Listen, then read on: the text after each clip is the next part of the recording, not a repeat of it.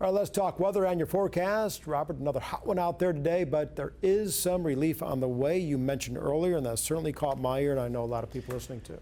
Yes, I don't want to call it a taste of fall because it's not going to get that chilly, but definitely temperatures we haven't seen in a while for our highs, or that we've seen very sparingly this summer. But first, before we get to that, I want to start off with an update of where we stand in terms of our pollen. Kind of all over the board. No tree pollen, which is good, but weed pollen is up and grass pollen is flat over the past week. But mold spores, with all the rain that we've had recently, mold spores have gone from almost non-existent to at the top of the scale because, mold, you need that water to get the mold. Now, in terms of our rain chances, the mold spores may be sticking around because our rain chances will be increasing as we go through the early to middle part of next week as the strong cold front will blast its way through the area. This is a new shot that we're looking at of Highway 412 as you head toward the east, towards Madison County. This is Beaver Lake, right at the community of Blue Springs Village. So good evening to them, where you're right at 90 degrees.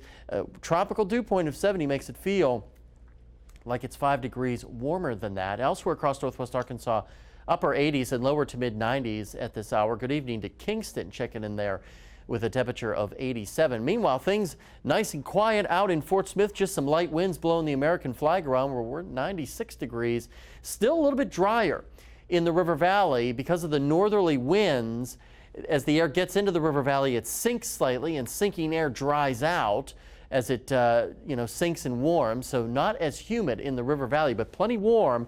Temperatures in the 90s across the board. Now, as we go through the rest of the night, things will be nice and quiet and peaceful. Some high clouds waking up tomorrow morning. No rainfall really to worry about. Into the 90s by the lunch hour. Those 90s will stick around. And even by the evening, a few areas could be flirting with 100 degrees. This weak front really won't do much. It'll be off to our east. And then waking up Monday morning for many of us, heading to the bus stop for the first time this school year, will be in the 70s. Then we turn our attention to the middle part of the week, where we're watching another front that will cross the area. And as this front progresses toward the south, it will spark a much larger area of showers and storms by the time we get to Tuesday night through Tuesday evening and into the day on Wednesday.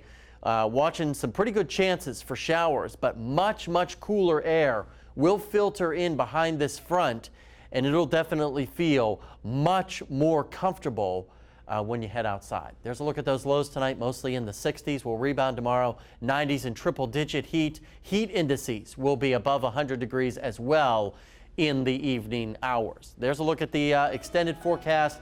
Look at the drop-off in temperatures Tuesday to Wednesday. My goodness, in the 70s on Wednesday before we start to slightly warm up, but still, in the long run, temperatures look to remain below average or slightly below average through a good part of the rest of the month.